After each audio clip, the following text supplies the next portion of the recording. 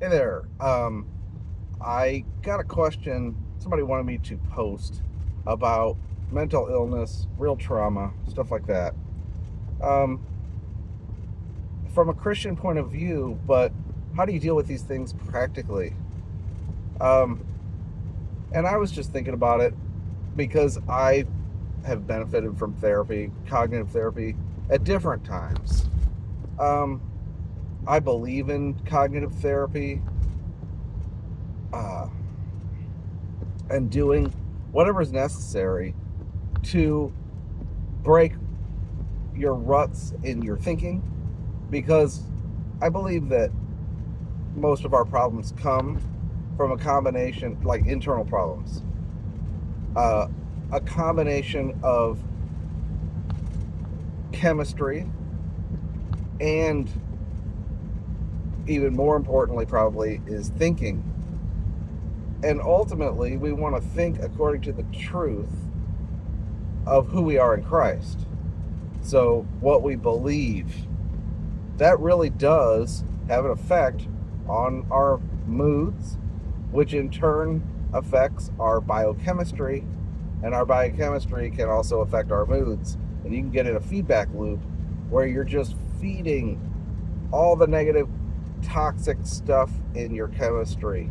And I'm not speaking scientifically, I'm just using the word chemistry. I don't know what's going on in there. Endorphins and dopamine and vitamins and all kinds of stuff, right?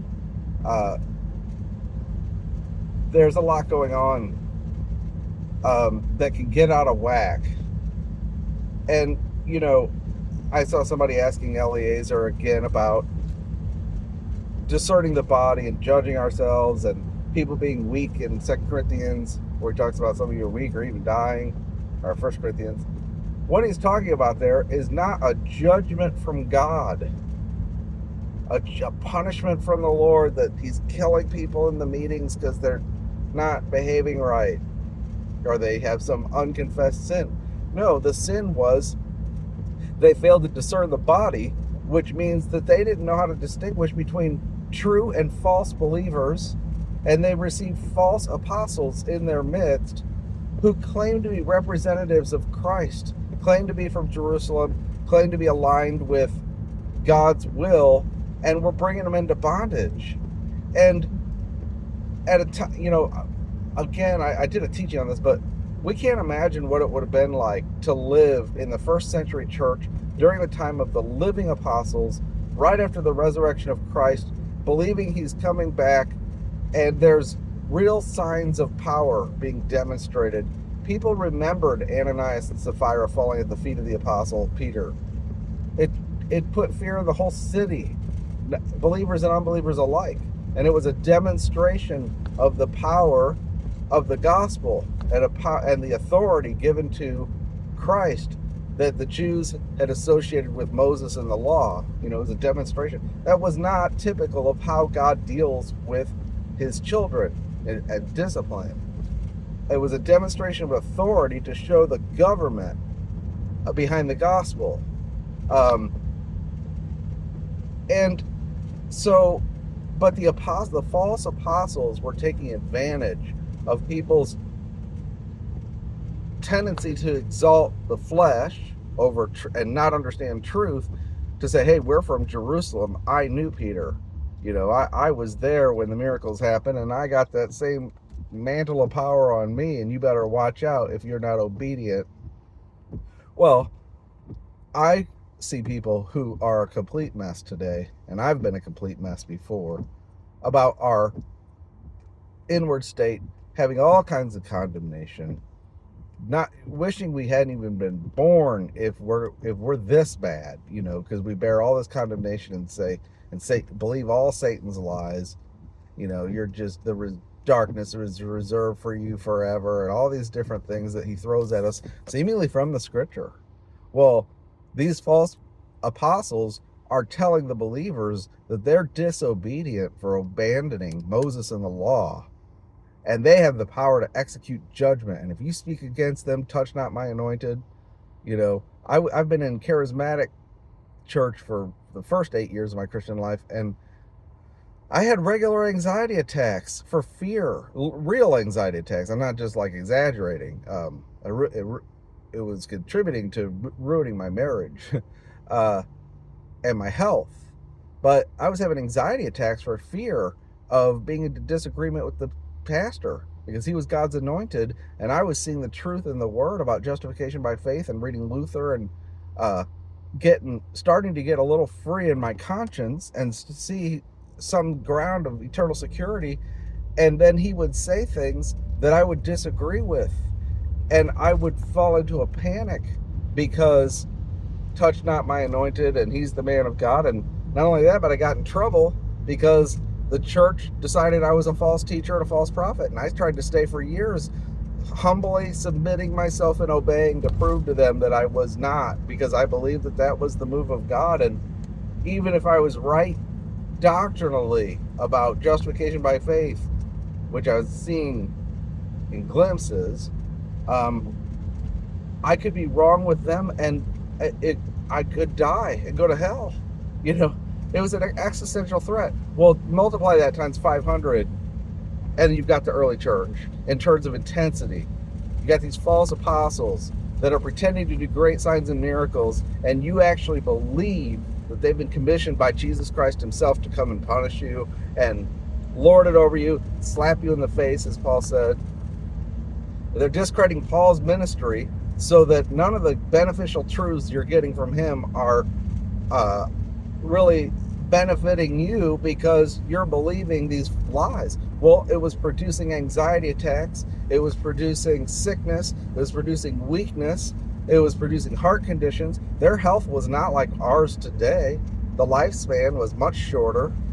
You know, I'm 51 now, and if I'd have lived then, I would have looked probably like I was 80.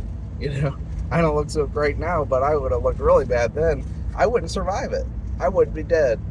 And that's what he's talking about. So it can affect your health, chemistry, your psychology affects your chemistry. So mind renewal is practically important. It not only is the gospel the power of God unto salvation in our life, and we need to preach our gospel to ourselves so that we're standing in positional truth and we're bold before God and confident to minister to others, that we're a blessing and a joint of the rich supply eventually in the body of Christ. But just practically for our survival, we need to learn to renew our mind. But a lot of people can't get there because there's so much trauma in them. Somebody asked me about, can we go through Romans 13? I feel like I have anarchist tendencies about authority, and it scares me when I read Romans 13. Well, and I told them, actually, I was thinking about when we go through Romans 13 and 14, I might read from a lighter translation, King James, New King James, or NASB, because the government orientation in the King James is so stark and the language is so stark that it reads scarier than I think that what the Apostle Paul intended.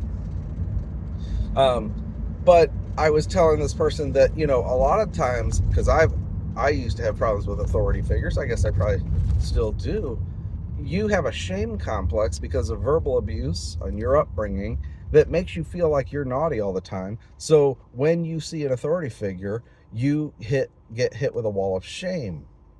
That's an internal problem inside of us. You might not be bad or anarchist at all. You might not be as rebellious as you think. You just are dealing with all this shame and stuff because of memories and triggers, and I believe even subconscious things trigger us. And I believe we've all been traumatized, and I believe we're a mess. And Jesus is our healer, but he also gives us tools, you know. So yes, we need to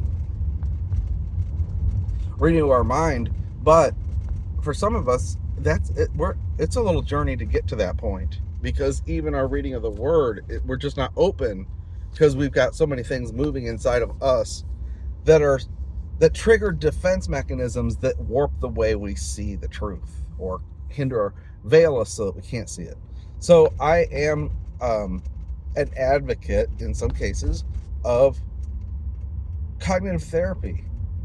And even if necessary, supplements or a pill to get the chemistry regulated so that that's not impacting your thinking. Because a lot of times people are in a rut and their chemistry is giving them all these feelings that are negative, and then their mind seeks to justify the feelings, and they come up with all kinds of stuff to fabricate to justify all these feelings that otherwise would be irrational. It's probably a self-defense mechanism, but I think that that's where some suicidal ideation can come in. And you know, and I speak from experience. I've done all this, and I've also benefited from, in the past, and I needed antidepressants for like a year and a half. I needed it for many years before that, but I didn't know, because I believed everything was spiritual, and it is, but it had to be spiritually solved, and I was waiting for a miracle. I just thought I was unclean and filthy and condemned and wrong with God, and unless He transformed me, I was worthy of nothing but the shame I felt. I didn't realize that there was actually a chemical component reinforcing all that, that my chemistry was way out of whack because of all this trauma, that my mind had and my body had trained itself to only think and feel in certain ways. And even when I wasn't thinking in those ways, I still felt those ways, and I was listening to my feelings, which were stronger than the truth.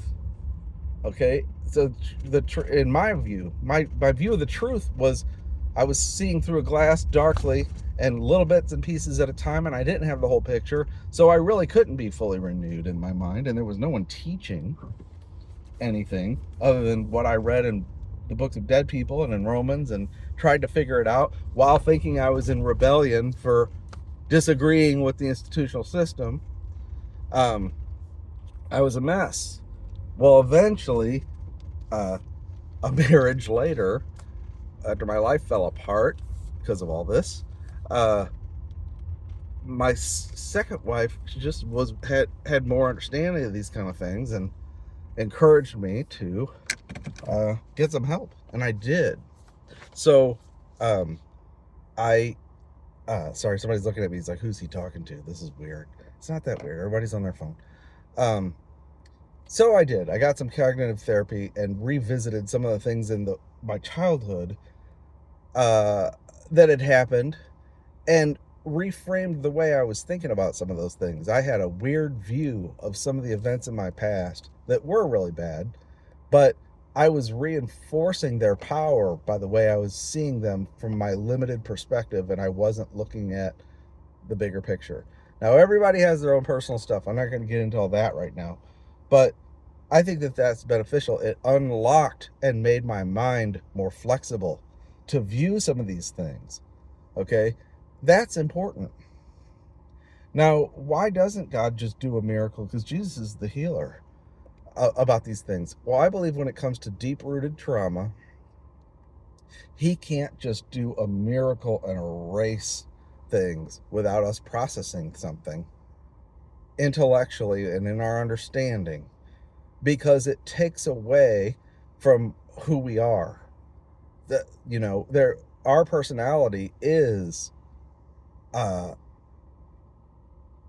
shaped by a lot of the things we went through and how we processed it. And what He needs for us is to understand His love in the light of it all. One of the things I processed was, when I was a kid, I was the Jewish bastard child of the divorced atheist parents at the all strict Italian Catholic school, where the teachers were named, Sister Philocetta and Sister Philomena, and they made me write with my right hand because Jesus seated at the right hand of the Father. They did not like me, and I sat at communion, and I was adopted. So, and my parents were divorced, and they were atheists. My mom was an atheist, and she sent me to this school. Well, they didn't like me, and the parents didn't like me, and their kids weren't allowed to play with me. And I sat at my own table at lunch, and at every day they went to church a couple times a week, and everybody would go out to communion, and I had to sit in the pew all by myself as people went up, and they had to, because I was in the way, they had to like get past me in the pew and they would be glaring angrily at me all the way up to communion. And I thought this meant God hated me. That's how I interpreted it all. I'm going to hell, and this is who I am. And I had nobody to talk to about that stuff. But when I went to counseling and she had me relive that experience, and I had always seen it as a black mark of shame, all of a sudden I saw that I had been marked in advance, that I'd been persecuted my whole life before even, that Satan must have sensed how God was going to work in my life, and he marked me out for crap from the beginning. It's a unique story what I went through, but mostly psychological torment. But I saw it all in a different light, and I saw God's love on me, and I saw his mark on me, and I saw myself as special and chosen in that situation. Now, it totally broke open a whole new path in my thinking, where I had rigidly thought about things in a certain way for a long time. And this showed me a whole new perspective of something that was an anchor of my whole identity in the past. And I saw God's love shining through it. Now, this was a Christian counselor, who ended up, she was a Calvinist and got offended when I was talking about that kind of stuff. But still, it was helpful. And that kind of experience opened up my understanding of the word. So was it spiritual? It was cognitive therapy, and yet it turned into something spiritual where God spoke to me through it. And it changed the way I approached the word, which then led to more light. So all this is related. And I eventually got off the antidepressant stuff when my current wife helped me find my birth mother, who she was, and learn her story and everything, and that family, my dad, and learn my whole backstory. It changed everything spiritually for me.